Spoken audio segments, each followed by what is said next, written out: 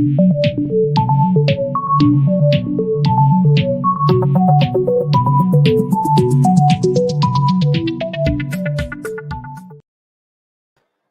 CannaSphere family. Welcome to another live edition. Watching it after, it's not live, it's live on YouTube. So it's live. Are you live? We have another exciting edition. If this is your first time watching CannaSphere Africa, welcome. Come back again. If you are a regular follower, thank you for joining us. Don't forget to hit the subscribe button and follow what we do. This month's episodes have been brought to us by the good people at Indoor Sun who make local grow lights. Support them. Go and check out their website. They make some fantastic lights and definitely worth supporting local products. Right, we've got a lot coming up in today's show. It's really busy, lots of news, lots of things happening in the industry. Lunder, quickly scoot over here and you can give us the headlines quickly. Sure. Hey, Trenton, how you doing? How's it? Yeah, no, very good, very good. So we are having on the news today, 25 have been arrested in South Africa's biggest cannabis bust in Paarl. The revoked cannabis bill makes special provision for the Rastafari. SAPRA issues the first African license for psilocybin clinical trials. That is exciting. Moving forward, huh? Yeah, that's like, I didn't expect that coming so quickly. And then Afriplex makes a bold move into the hemp industry. So want to see what they're going to be doing in that. And then Russian invasion hits world cannabis supply chains. So crazy, huh? We're going to see what's going to happen. Now, we've also got Noxy coming up. She's going to talk about how we can make better parents and partners. Interested to hear about that. Jeff is talking about genome sequencing. Dr. Carmen is talking about one of my favorite and most frustrating topics, dosing. And Cuban is going to talk about the benefits of male plants. So, without further ado, we're going to go straight to Limpopo province where Brett is there. He's going to give us the update and the headlines on all of the crazy, wild, wonderful things happening in the cannabis industry. Over to you, Brett.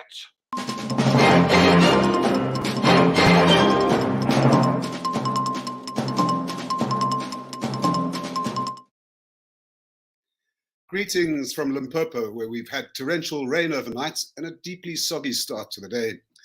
The main story in the news today: South Africa's biggest cannabis bust in recent history took place last Friday in the scenic Drakensberg Mountains outside Paarl in the Western Cape.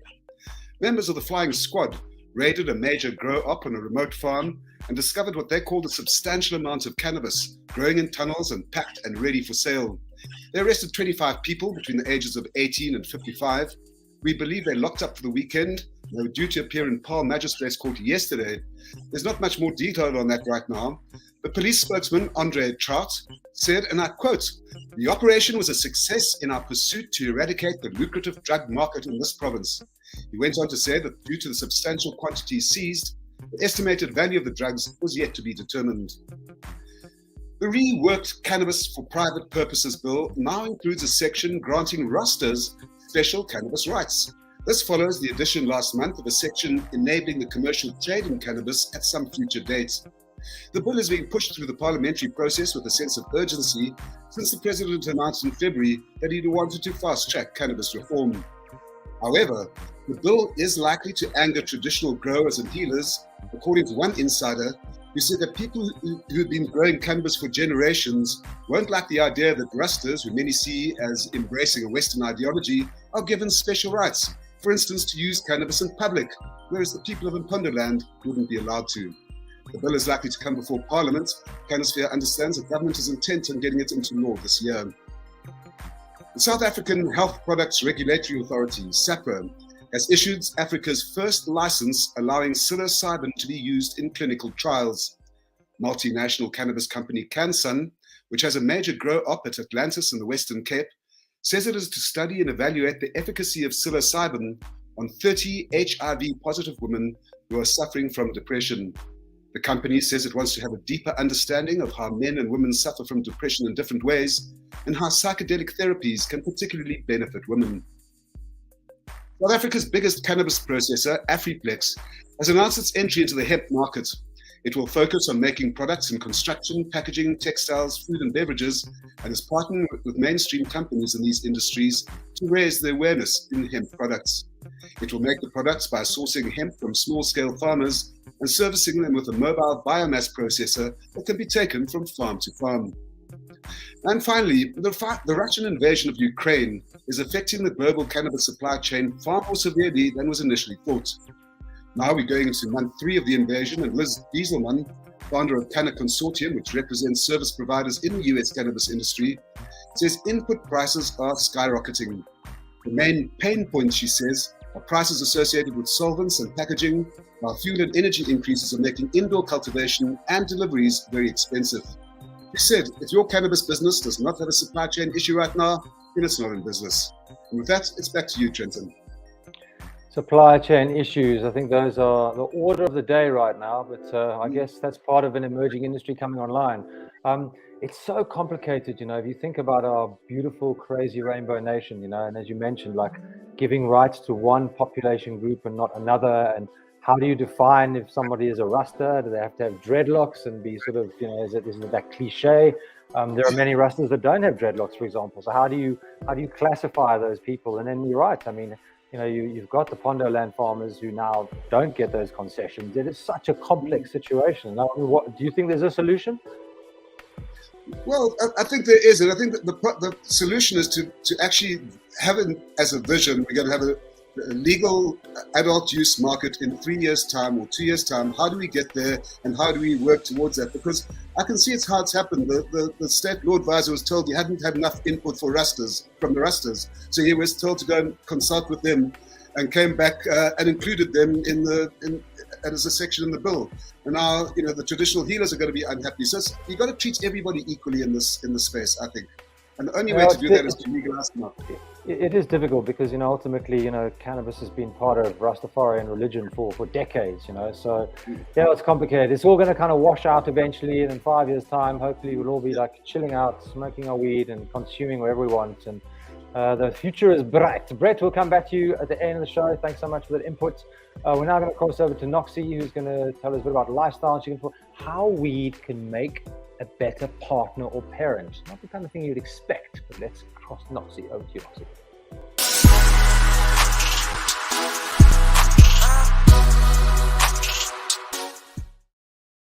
Well, good afternoon and welcome back to the CannaSphere Lifestyle Desk with me, the Kush Queen, bringing you all things local and international entertainment, art in the CannaSphere.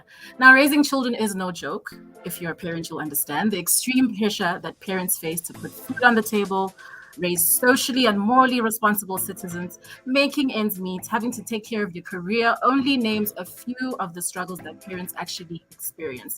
It can be so hard at times that parents get lost in their roles, often forgetting to take care of themselves and their relationships with their spouses. And this can cause desperation, leading to substance abuse and other bad habits, unfortunately. Using cannabis regularly has become the secret of many successful parents who have found that it's safe and a healthy way to cope with the demands of parenting, myself included. Praise Jesus. While there are still many people that are against parents using cannabis, one cannot deny its multitude of benefits. So how does cannabis help with parenting? Here are 3 ways. Number 1, stress. Parenting is extremely overwhelming, and the longer parents cope with the stress alone, this can lead to depression, anxiety, sleep disorders, and physical ailments rooted in inflammation and muscle tension. Cannabis has been proven in numerous studies time and time again as an effective treatment for stress and anxiety.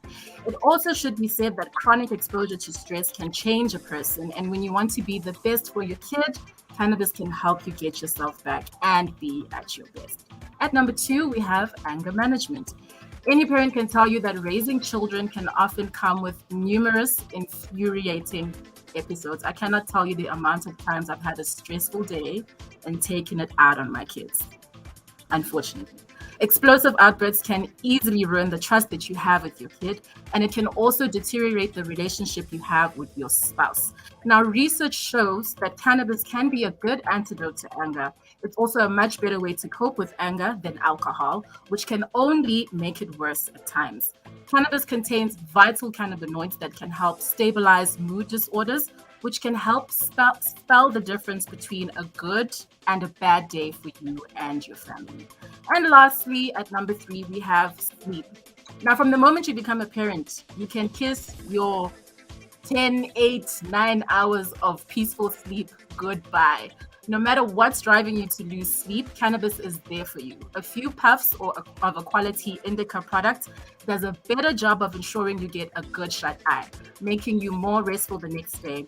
The lack of sleep can also cause mood disorders, so getting your 8 hours of restful sleep can make a big difference in ensuring that you get rest and are prepared to tackle the challenges ahead. Now, Trenton, I know you're a parent and I know you're a husband, so can you relate? This is what's on my wall. Can you see it? Yes! Facts, no lies.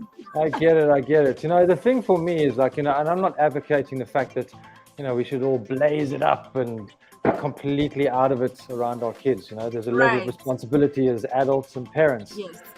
But what cannabis helps me with my kids is it helps me become present. You know, because, you know, there's so much going on and you're working and all the life stuff we have to do, and not overdoing it, but just taking a little bit, it takes my whole energy down and it makes me more present and focus on the conversations. And so I think there are definitely benefits to it. So there's some fascinating insight there, and I get it. I get it too, 100%. We'll chat more about it later. Okay, cool. Speak to you later. Thanks, Noxy. Right, next we cross over to Jeff, who's going to talk about genome sequencing. Jeff, over to you, my brother.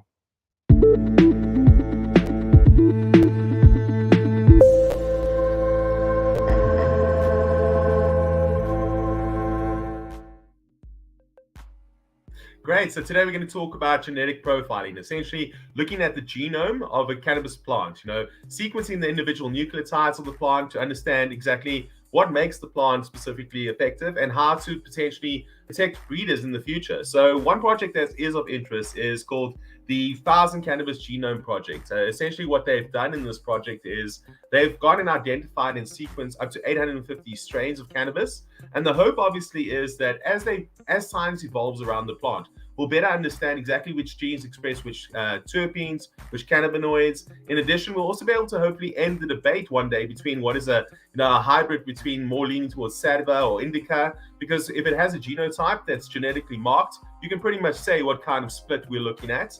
And then why do we care about it? I mean, I think it also helps cultivars understand with that specific genetic what kind of epigenetic effects from the environment is going to drive, for instance, THC production or avoid THC production if you're looking for a hemp varietal. So it's going to be an interesting space to see what happens as more sequencing data comes out on cannabis plants and we better understand the science behind the process. Now, cutting back to cannabis news, the biggest news has obviously been New Jersey has gone live with responsible adult use sales. In a region with over 6.6 million adults, it's definitely going to be a very hot area for sale and distribution of adult use. A lot of guys near New York as well will also be trafficking into New Jersey. In addition, the big global one was Kwanda, which is a company based out of Lesotho as well as headquartered in the UK, has made a play in terms of the acquisition for Verlinden, another facility, 2 facilities in Portugal, one being an outdoor facility, and more specifically, their main interest might be in the one indoor facility that is likely to carry EU GMP approval and potentially enable the entire network within the Kwanda framework. Back to you, Trenton. Yeah, Kwanda making big moves at the moment. I've actually been to their farm in Lesotho, and it's a very impressive setup. And what I love about them, and this is my experience, on the ground, they are very committed through Bophelo, who are the sort of local branch, to giving back to the community. They work very, very closely with the community to make sure that there are benefits to the surrounding area. They seem to be very ethically driven. And really, for any internationals coming onto the African continent, if you have no interest in developing or putting back into the communities around these farms, then you should leave. You should go away. I think it's very important to have that sort of synergy between local communities. Would you agree with that, Jeff? Yeah, absolutely. I mean, they've always highlighted Bophelo in that relationship, and they've put a few press releases talking about Lesotho. So I think there's a real intention to drive African cannabis into the global market, and it'll be accelerated by this Portuguese acquisition. Yeah. Myrtle, thanks for your message. You just said, thanks for not saying recreational, Jeff. And we continually talk about this and use the word responsible adult use. And I have to explain that because recreational has connotations of, having a jaw, you know, but cannabis is not always used for that. You know, people use it for all kinds of different reasons. So I know recreational is a massive term used in the States, but through what we do, I think responsible adult use is a bit more broad. And I want to say something quickly as well. We should also stop calling it medical cannabis when it refers. It should be prescription cannabis, because all cannabis is medical. You know, so when we're talking about the prescription type, call it prescription cannabis, because that's the one that really is for patients and going through a quality control process that's really intense. I like that. Hashtag prescription cannabis by Jeff. Yeah, because all of it's medical. It is all medical. That's why there's no such thing as recreational cannabis, because I believe when you're using cannabis, it has medicinal benefits. But anyway, thanks, Jeff. We'll see you same time, same place next week. Thanks for joining us. Right now, we're going to cross to Dr. Carmen in Durban, who's going to talk about something that drives me crazy: dosing. Over to you, Dr. Carmen.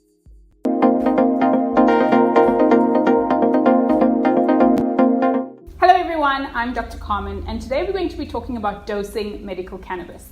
And the reason for this is because there's a lot of people who will ask, well, how much cannabis should I be taking? And I just wanted to discuss three very important key things to remember. The first is that you have to be careful about the quality of product that you are using, because a lot of people are making products that are really not good for you and that are contaminated with things like bacteria, fungi, and even contain trace levels of solvents and other chemicals. So the first thing to remember is to make sure that you're getting a high quality product. The way you can ensure this is by making sure you review something called the Certificate of Analysis. The Certificate of Analysis is going to tell you everything about the product you're consuming, from the cannabinoid content to the terpenes to whether it's contaminated with pesticides or whether they found bacteria growing in the product. So the first thing, make sure you get a quality product. The second thing is to start low and go slow. And the reason why this is important is because we all have different endocannabinoid systems and we all respond differently to medicinal cannabis. And so a dose that may be suitable for you may not be suitable for the next person. But in particular, if you have never used cannabis before and if you're cannabis naive, it's important for you to start at the lowest possible dose. Some people can even get away with micro dosing. So start at the lowest possible dose and then slowly and incrementally work your way up. This is known as titration. Titration enables us to go and adjust the dose of medicinal cannabis to find your perfect range where your symptoms relieve. The third thing is to get professional advice. It's so important for you to partner up with somebody who really understands medical cannabis. Ideally, you shouldn't be doing this on your own. Try to get a doctor who is knowledgeable about medical cannabis, who can guide you through the process. And I hope that helps. That's all from me. Dosing. I remember when I went to LA a few years ago, and I could walk into a store and I could buy edibles or peppermints or whatever they were, or drink, and I knew exactly what was in it. It was the most liberating experience, because the problem with edibles is, you know, when we often do classes or sessions, we ask people how many people have had a bad experience, and a lot of people have had a bad experience. And if you have too many edibles, it can make you very anxious. It will not kill you, but it's not worth the experience. So dosing is super important, and we'll touch on that a bit later in the show. Right now, though, we're going to cross over to Cuban Zulu, who's going to talk about the benefits of the male plants for a change.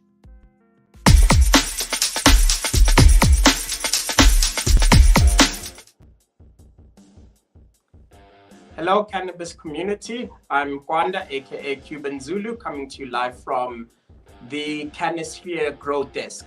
Today, we want to talk about benefits of male plants. Most growers, including myself, for a large portion of my growing career, used to get rid of my males because, you know, we know the dreadful issue of cross-pollination and causing seed in your females, but there are benefits of the male plant.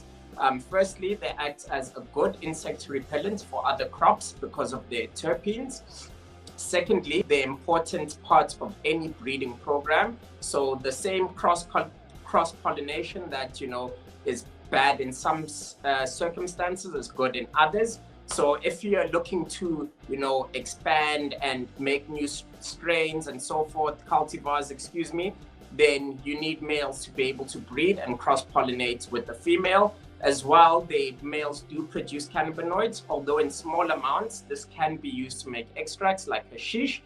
Finally, male plants are good for a healthy juice as they contain their rich in amino acids, fatty acids, and vitamins. And finally, you can always use the hemp fibers within your male plants to produce clothes and, you know, other alternatives. So there we go. It's not just about the ladies. Sometimes the guys are also useful in this world, even though we've destroyed our planet, and I do hold men largely responsible for that. No offense, but that's just a fact. Thanks, Cuban. Do you grow any males? Oh, thanks. He's gone. Okay, well, bye, Cuban. I'm here. You're here. Yeah, I've grown some males. I do have some strains of my own that I've, put together, you know, through cross-pollination. So yeah, I do it on two different sites. So I don't grow my males where my females are, just for that extra precaution for them to not pollinate. However, males throw their pollen at night. So if you have one site to deal with, separate your males and females. In the nighttime, your males will throw their pollen. In the morning, give them a foliar spray with water or dust it off before, you know, they can be in any way, you know, be able to cross-pollinate your females.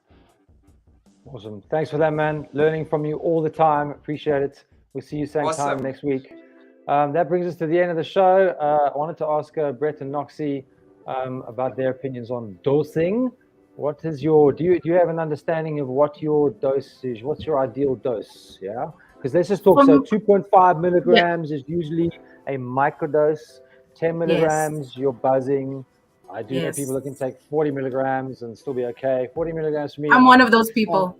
I'm like, I'm out. It's too much for me. You're a 40 milligram girl. Yeah, I've done 40 milligrams and I was fine. Like it wasn't. What do you mean fine? You're fine. What does fine mean? Define. I was fine. chilled. Like I was really high, but like I was chilled. I didn't feel paranoid. I didn't get anxious. I was just like, oh, this is super dope. But my rule of thumb, because we know in South Africa how difficult it is for us to find products that have all of the information we need in order for us to correctly dose ourselves. My rule of thumb is whatever I want to take, I take a quarter. Whatever the dosage is, whatever the thing, just a quarter. Yeah, is always titrate. It's always just enough to keep you, you know. Yeah, you have to be balanced. What about you, Brett? Brett, are you an edibles guy?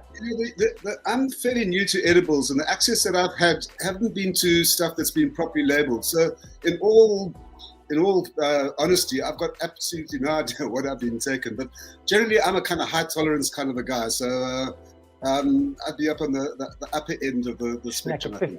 50 G's. Huh? Well, the trick is that you've got to be patient. You know, the biggest issue is that people take an edible, 50 minutes, 60 minutes later, they're feeling a little bit, it's not working. They clap another one. Then the first one claps in, and the second one claps in. Tickets, out. Gone. So take time. I'm a big edibles fan, and they're given a bad rep because of bad dosing. Right. So how long should you let edibles digest for before you think that nothing's happening? 2 hours. I would say give it 2 hours. I can feel an edible in the first 10 minutes.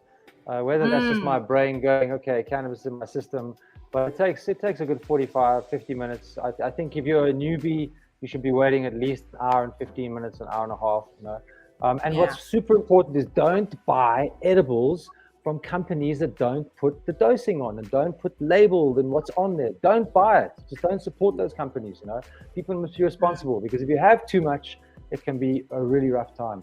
I want to say a shout out to Rwanda. We actually got somebody in Rwanda watching today. Just to remind everyone, this show is about the cannabis industry. So subscribe.